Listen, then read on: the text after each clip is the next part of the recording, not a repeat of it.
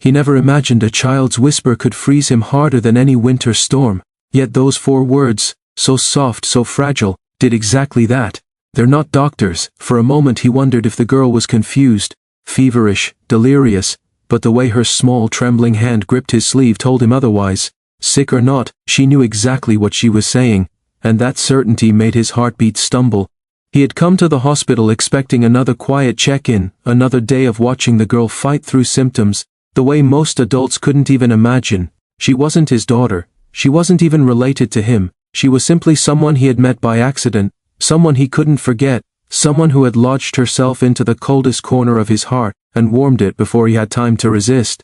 Maybe that's why he kept visiting her. Maybe that's why he listened to her in a way he didn't listen to anyone else. But this was different. When she pulled out her phone, her fingers shook not from fear but from weakness. She had been getting worse, pale cheeks, dark circles, forced breaths. But her eyes, those steady, determined eyes, looked up at him with a seriousness no child should ever carry. "Watch," she said, unlocking her phone and tapping a video. The screen flickered to life. The billionaire leaned closer, expecting maybe a silly clip, maybe something her classmates sent, maybe something to distract herself from the pain, but what he saw instead made his stomach twist. The video was grainy, filmed through a cracked doorway. It showed 2 men in medical coats, but everything about them felt wrong. Their posture, their movements, the way they kept glancing around nervously. They whispered urgently to each other, fumbling with medical equipment like they didn't know what they were doing. One of them held a syringe, tapping it with the uncertainty of someone pretending. The other pulled off his gloves carelessly, dropping them on the floor, wiping sweat from his forehead as though terrified of being caught. And then, in a low voice barely audible, one of them said, "Just hurry, before someone comes." The billionaire blinked, leaning closer to the screen. "Where did you get this?" he asked. The girl swallowed painfully. "I heard noises last night. They were in Mrs. Harrow's room. She was scared. She kept calling for help, but no one came." He felt his pulse climb. Mrs. Harrow, the elderly woman in the room beside hers, a woman who had been alone for weeks, with no visitors, no relatives, vulnerable, easy to target. He tried to keep his voice steady. "You filmed this?" The girl nodded. "I didn't want anyone to know it was me." But when they left the room she didn't move anymore. Her voice cracked but she pushed through it, holding onto bravery with both hands. "I think they hurt her." The billionaire exhaled slowly, fingers curling into fists. He had dealt with corruption in business, fraud in negotiations, deceit in contracts, but this was different. This was happening to the innocent, to the weak, to people who trusted the place they were in.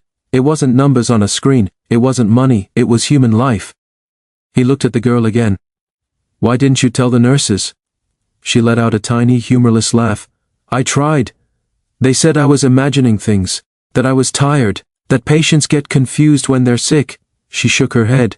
"But I wasn't confused, I know what I saw."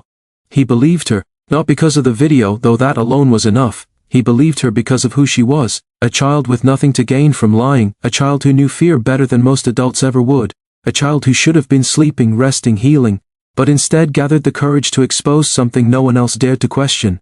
He felt anger simmer beneath his ribs, not the sharp, impulsive anger that came from business dealings gone wrong, but something deeper, more human, protective, fierce. "Show me again," he said. She pressed play without hesitation.